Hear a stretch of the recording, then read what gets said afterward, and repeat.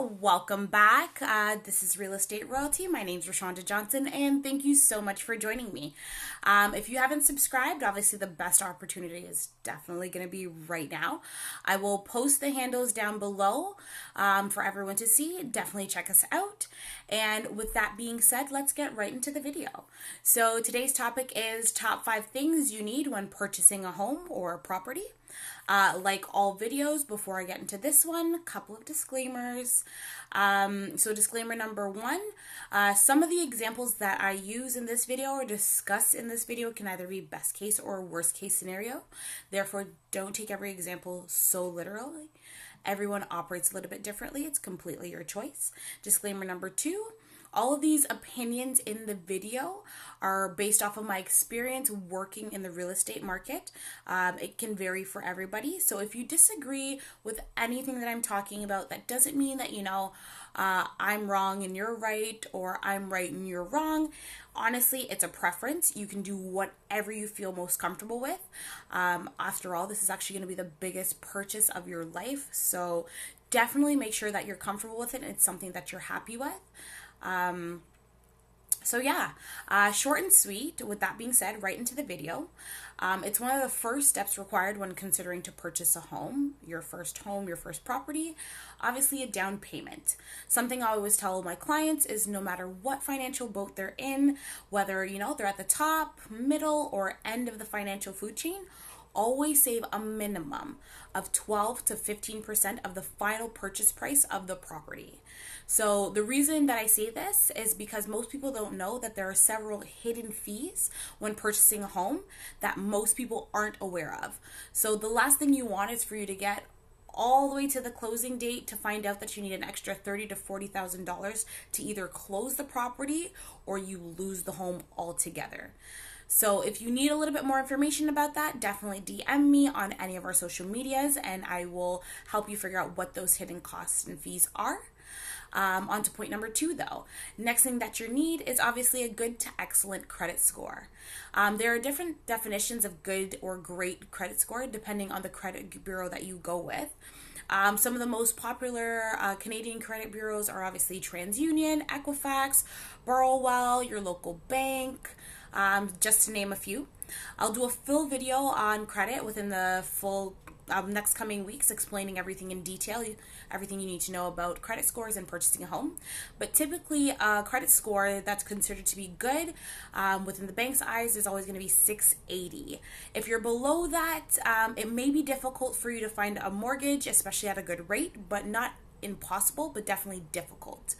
There are a ton of things that you can do to kind of bring up your credit score a lot faster. When I do that video, I will definitely go ahead and explain those things. If you have multiple credit cards, you don't necessarily have to close them all, but you do have to be mindful of how you use them. I typically tell people only use about 30 to 40% of your credit card because that's considered to be in good standing.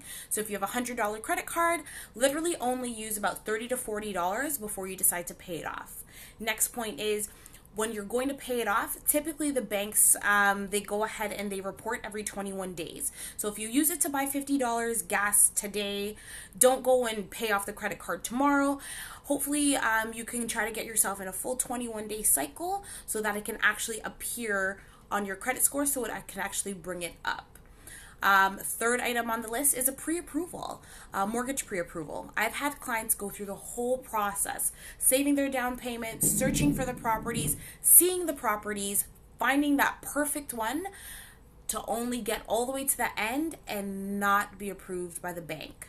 A pre-approval is not necessarily required. However, I do feel like it's something that's needed.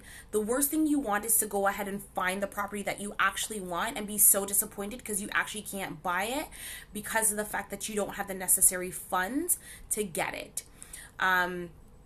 Obviously, there's a ton of different factors that go into that as well. So pre-approval is a video that I can definitely do for you, that we can definitely get started so that you guys can figure out what that will entail. Pre-approval only lasts between 60 to 90 days, so make sure you're smart with it.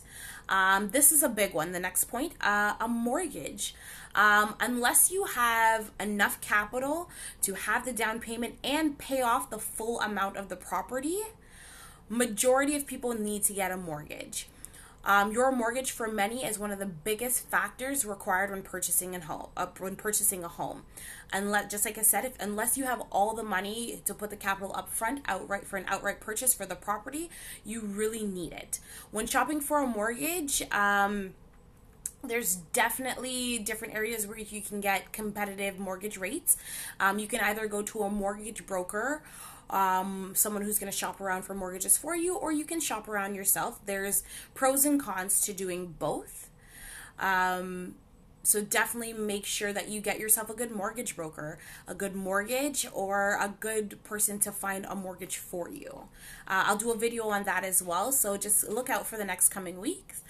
And the last point, definitely I'm going to do a shameless plug, a trusted realtor.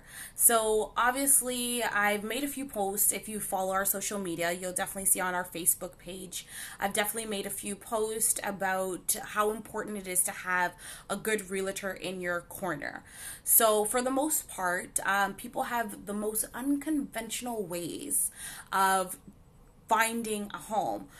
Some people are very old school. They'll definitely obviously search online. They'll go to newspapers, magazines. Kijiji is a big one, etc. You name it, they've tried it. The thing that I don't really understand is I kind of put it into perspective like this. When you're sick, a lot of people, they try to self-diagnose themselves. They go on Google and they scare the heck out of themselves just trying to figure out what is wrong with them.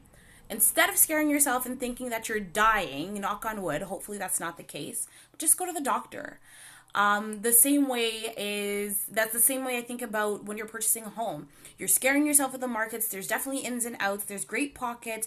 There's great ways that we can get you qualified for a mortgage. There's so many ins and outs. Stop scaring yourself and just get a realtor. Definitely a big point. I will always harp on that one, especially being a realtor.